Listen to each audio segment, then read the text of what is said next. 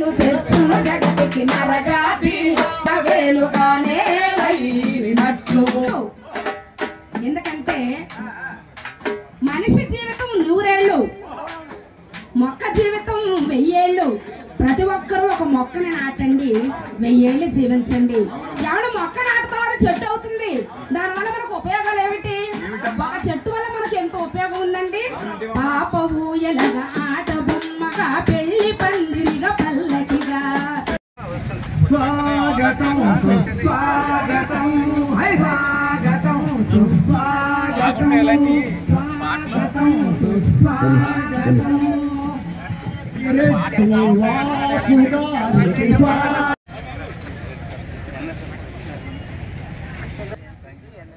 మనకి అందించేటటువంటి ఒక కనపడే తల్లి కావాలంటే పచ్చదనం కావాలి. పచ్చదనం వల్ల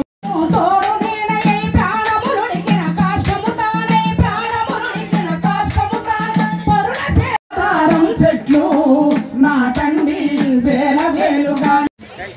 మన అందరికీ ఎంతో అందిస్తుంది. వారికి ఘన స్వాగతం పలుకుతూ సాంస్కృతిక శాఖ, అలాగే మన ఒక సినిమా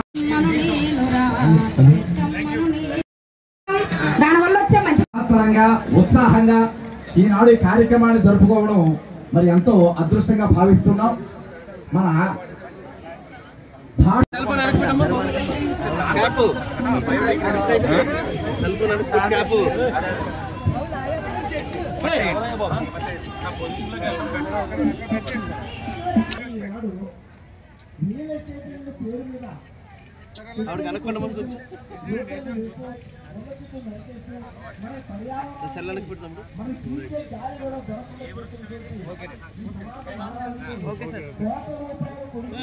వాటర్ మొత్తం దొక్కేస్తున్నారు ఆయన.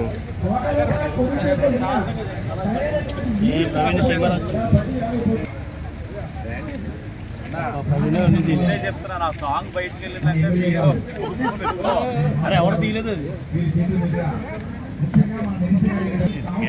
ఉండండి సార్ ప్లీజ్ సార్. ఓకే వచ్చేయండి కొంచెం, మీరు వచ్చేయండి గురుగారు కొంచెం సైడ్ కొన్ని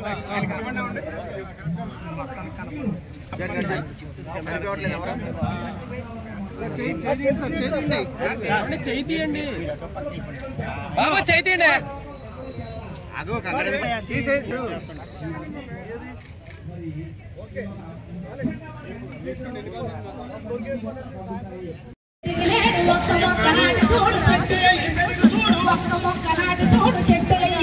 సినిమాటోగ్రఫీ మినిస్టర్ గారిని వేదిక అలంకరించవలసినట్టుగా కోరుచున్నాం.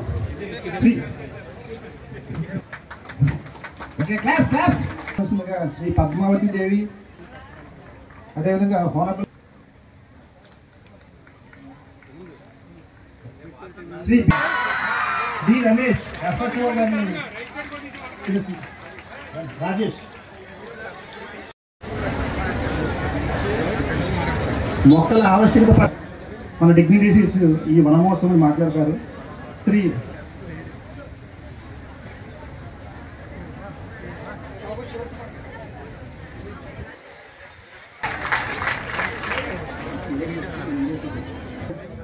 our collector Prasanthi madam garu, our MP, MLA and all the officers.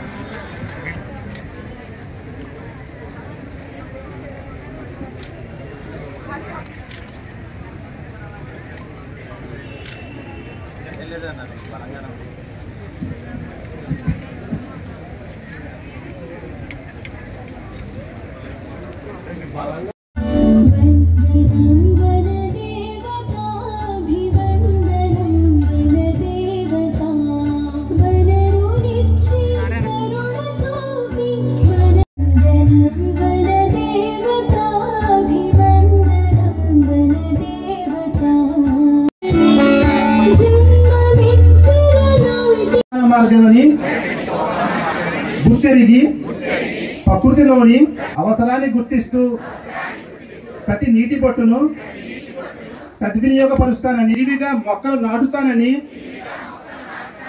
మన ఊరూరా వాడ వాడ నాటడంతో పాటు వాటి సంరక్షణ బాధ్యతను కూడా తీర్చిదిద్దేందుకు కృషినాను.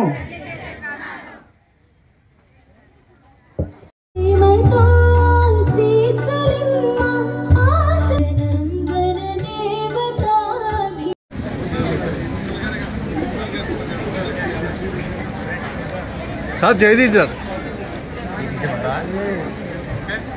వాయు, ఆకాశము, భూమి ఇవన్నీ మనకి కావాలి. లేదా అన్నదమ్ము పక్కకి వెళ్ళిపోవచ్చు. మరి ఇతరులకు నీకు తోడుగా అండగా ఉండేటటువంటిది ప్రకృతి. అంటే ప్రకృతి చక్కనైనటువంటి ఎన్నెన్నో మొక్కలు తీసుకొచ్చి మా ఆవిడకి ఇస్తే నీరు వేయాలి. ఎందుచేతంటే ప్రతి ఒక్కరు కూడాను దానికి నీరు అక్కడ వేయక్కర్లేదా? ఏమో నీకు అన్నం పెడితే సరిపోతుందా కదా? ఏమో మరి ఏ మాటకి ఆ మాట చెప్పుకోవాలి. ఇంటిని అమ్మా మొగుడు మసిపక్కన మీ అన్నం ఏంటండి. ఈ వన మహోత్సవం అనేటువంటి కార్యక్రమాన్ని ముఖ్యమంత్రి గారు ప్రతిష్టాత్మకంగా తీసుకుని రాష్ట్ర వ్యాప్తంగా వన మహోత్సవం అనేటువంటి ఒక పండుగ వాతావరణంలో అందరినీ దాంట్లో పాల్గొనేలా చేసి కార్యక్రమాలు నిర్వహించాలనేటువంటి తలంపు చేయటం. దాంతోపాటు అద్భుతమైనటువంటి పర్యావరణ ప్రేమికుడు, అదేవిధంగా ఏ మాట చెప్పినప్పటికీ కూడా ప్రకృతిని మనం కాపాడుకోవాలనేటువంటి మాట చెప్పి ఆయన రాజకీయ సిద్ధాంతాల్లో కూడా పర్యావరణ పరిరక్షణ అనేటువంటి అంశాన్ని ప్రధానమైనటువంటి అంశంగా పెట్టుకున్నటువంటి జనసేన పార్టీ అధ్యక్షులు ఉప ముఖ్యమంత్రి శ్రీ పవన్ కళ్యాణ్ గారికి వారిద్దరికీ కూడా మన తరఫున ప్రత్యేకమైనటువంటి ధన్యవాదాలు తెలియజేస్తా ఉన్నాను. జరుపుకుంటా ఉన్నాం. ముందుగా నేను ఎవరైతే ఎన్సీసీ క్యాడెట్స్ ఉన్నారో వాళ్ళకి శాల్యూట్ చెప్తున్నాను. ఎందువల్లనంటే మేము అక్కడ ఒక మొక్కని నాటి ఇక్కడికి వచ్చేస్తే చెట్టు చివరి వరకు ఉన్నటువంటి అన్ని హోల్స్లోనూ కూడా దగ్గరుండి వర్షంలో వాళ్ళు బాధ్యత తీసుకుని ఇక్కడ మీటింగ్ జరుగుతుంది ఏదో చూద్దాం అనేటువంటి ఆలోచన కాకుండా వాటన్నిటిని పూర్తి చేసినందుకు ఎన్సీసీ క్యాడెట్స్కి మన అందరి తరఫున కూడా ప్రత్యేకమైన అభినందనలు. ఆ వయస్సులో, చిన్నారి వయస్సులో వారిలో ఆ కాంక్ష రావటం, మొక్కల్ని నాటాలి, వాటిని జాగ్రత్తగా పెంచుకోవాలనేటువంటి ఆలోచనలు రావటం అనేది భవిష్యత్ ఆంధ్రప్రదేశ్కి చాలా ఉపయోగపడుతుంది అనేటువంటి మాటను నమ్ముతున్నాను. అదేవిధంగా నేవీ వారు వచ్చారు, నేవీ క్యాడెట్స్ వచ్చారు, ఎన్ఎస్ఎస్. ఇవాళ నేను కొత్తగా చూసింది, మేము ఎన్ఎస్ఎస్లో ఉన్నప్పుడు మాకేం డ్రెస్ కోడ్ ఉండేది కాదు. ఇప్పుడు కొత్తగా పెట్టారట, చక్కటి డ్రెస్ కోడ్ తోటి వాళ్ళు కూడా వచ్చారు. ఆ విద్యార్థులందరికీ కూడా మనందరి తరఫున కూడా అభినందనలు తెలియజేస్తూ, ఇవాళ ఈ మొక్కలు నాటడం అనేటువంటి దాన్ని ఇందాక కలెక్టర్ గారు చెప్పినట్లుగా ఏ ఒక్కరోజు కార్యక్రమంగా మాత్రం తీసుకోవద్దు. దీన్ని మన దైనందిన జీవితంలో అంతర్భాగం చేసుకోవాల్సినటువంటి అవసరం చాలా ఉంది. అందుకే ఇవాళ మనందరం కూడా చెప్తున్నాం, నాటడం మాత్రమే ప్రధానం కాదు. ఒక కార్యక్రమం వచ్చినప్పుడు చెట్లు నాటి, మొక్కలు నాటి ఆ తర్వాత వాటి అతి గతి తెలుసుకోకుండా వెళ్ళిపోయేటువంటి పరిస్థితి కాకుండా ఇవాళ మనం ఏమంటుంటే దాన్ని పెంచేటువంటి మార్గం ఎలాగా, అది బతికే మార్గం చూసే విధానం ఏంటి, వీటి మీద కూడా మనం దృష్టి పెట్టి ఖచ్చితంగా మనం నాటినటువంటి మొక్క రాబోయే రోజుల్లో భవిష్యత్ తరాల వారికి ఉపయోగపడే విధంగా పెరిగి పెద్దదై కాయలు ఇవ్వాలి, పళ్ళు ఇవ్వాలి, అన్ని ఇవ్వాలనేటువంటి ఆలోచన మనం చేయగలిగితేనే ఇవాళ మనం నాటిన మొక్కకి ఒక అర్థం, ఇలాంటి వన మహోత్సవాలు నిర్వహించుకోవడానికి కూడా ఒక పరమార్థం ఉంటుందనేటువంటి మాటని చిన్నారులైనటువంటి వీరందరూ గుర్తుపెట్టుకోవాలి. ఈ సందర్భంగా మీ అందరికి ఒక మాట చెప్తాను. చాలా కాలం క్రితం ఉత్తర హిందూ దేశంలో ఆ ప్రభుత్వాలు ప్రాంతాలు పక్కన పెట్టేద్దాం, ఒక అటవీ ప్రాంతంలో ఒక పారిశ్రామికవేత్త ఒక పెద్ద పరిశ్రమను నిర్మించడానికి ముందుకొస్తే అప్పుడు ఉన్నటువంటి ఆ ప్రభుత్వం వారికి అనుమతి ఇచ్చింది. వాళ్ళు అక్కడ పరిశ్రమ నిర్మించాలంటే ఆ అటవీ ప్రాంతంలో ఉన్నటువంటి చెట్లు నరకాలి, నరికితే కానీ ఆ కార్యక్రమాన్ని చేయలేరు వాళ్ళు.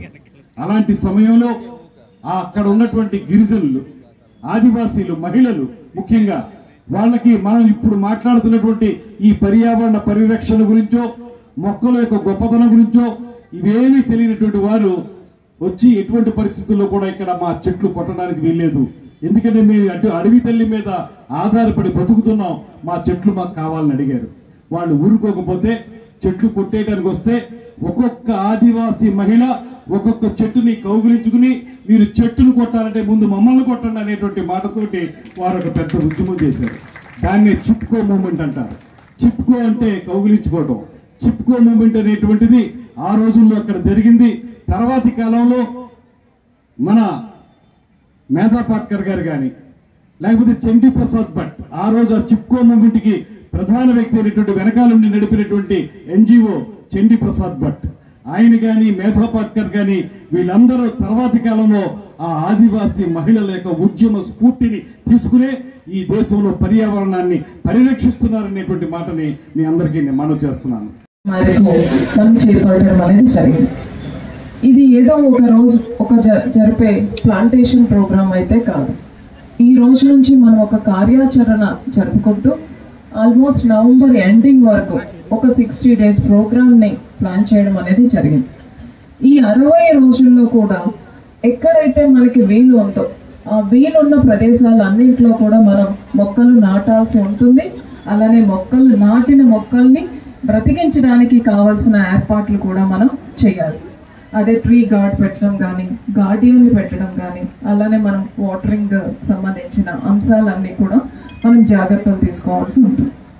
ఇలా కొన్ని స్పెషల్గా లొకేషన్స్ని కూడా మనం ఐడెంటిఫై చేయడం జరిగింది. ముఖ్యంగా institutions, educational institutions, schools and colleges మొక్కలు నాటడంతో పాటుగా నెక్స్ట్ జనరేషన్ కూడా మొక్కల యొక్క ఇంపార్టెన్స్ మీద వాళ్ళు సెన్సిటైజ్ అవుతారు అనే ఉద్దేశంతో ప్రప్రథమంగా మనం ఇన్స్టిట్యూషన్స్లో మొక్కలు నాటుతున్నాం. దానితో పాటుగా రోడ్ల మీద కూడా ఎవెన్యూ ప్లాంటేషన్ చేయబోతున్నాం, ఇండస్ట్రీస్లో చేస్తున్నాం, అలానే మనకి ఆఫీసెస్లో చేస్తున్నాం. ఎక్కడైతే మనకి వేకెంట్ ప్లేసెస్ ఉన్నాయో అక్కడ కూడా మనం ప్లాంటేషన్ అనేది జరుగుతుంది మనం చేస్తున్నాం. మహాత్మా గాంధీ ఉపాధి హామీ పథకం కింద మనం మొక్కల్ని తీసుకురావడం, అలానే వాటికి కావాల్సిన wage component, material component, tree guards ఇవన్నీ ఇస్తుంది. దీనితో పాటుగా ఇంతకు ముందే మనకి రొటేరియన్ మాట్లాడుతూ చెప్పారు.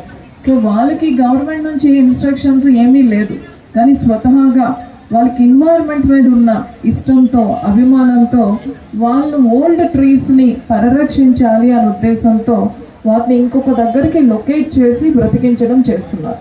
అలాంటి వాళ్ళని కూడా ఈ వన మహోత్సవ సందర్భంలో మరెక్కువ మందిని మనం ఐడెంటిఫై చేసి ట్రీస్కి గార్డియన్స్గా మనం చాలా మందిని గుర్తించాలి అని అనుకుంటున్నాం. ఎలా అయితే పిల్లలకి గార్డియన్స్గా ఉంటారో అలానే ట్రీస్ని కూడా గార్డియన్స్గా ఐడెంటిఫై చేసి అలాంటి సోషల్ యాక్టివిస్టుల ద్వారా కూడా ప్లాంటేషన్ చేయాలి అనేది ఈ కార్యక్రమం యొక్క ముఖ్య ఉద్దేశం. ట్రీ గురించి మనకి చాలా తెలుసు, కానీ ట్రీ ఇచ్చే ఆక్సిజన్ గురించి మాత్రం మనకి కోవిడ్ టైంలో మాత్రం అందరికీ తెలిసింది. ఈ సమావేశంలో ఉన్న ప్రతి ఒక్కరు కూడా వాళ్ళ ఫ్యామిలీ మెంబర్ కోసం ఆక్సిజన్ సిలిండర్ దొరికితే ఎంత బాగుంటుంది అని మీరు ఎంత ప్రయాసలు పడ్డారో మీరు అందరూ ఒకసారి గుర్తు చేసుకోండి. ఒక ట్రీ, ఒక పెద్ద ట్రీ, ఓక్ ట్రీ కానీ పైపల్ కానీ రావి కానీ అది ఒక్క సంవత్సరానికి 1,00,000 లీటర్ల ఆక్సిజన్ అనేది ఇస్తుంది.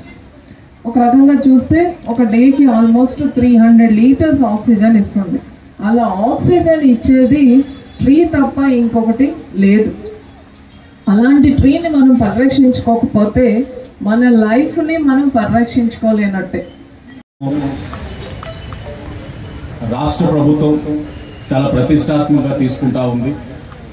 ప్రతి ఒక్కరు కూడా మొక్కల్ని నాటాలి, బాధ్యత తీసుకోవాలి, పర్యావరణాన్ని కాపాడాలి.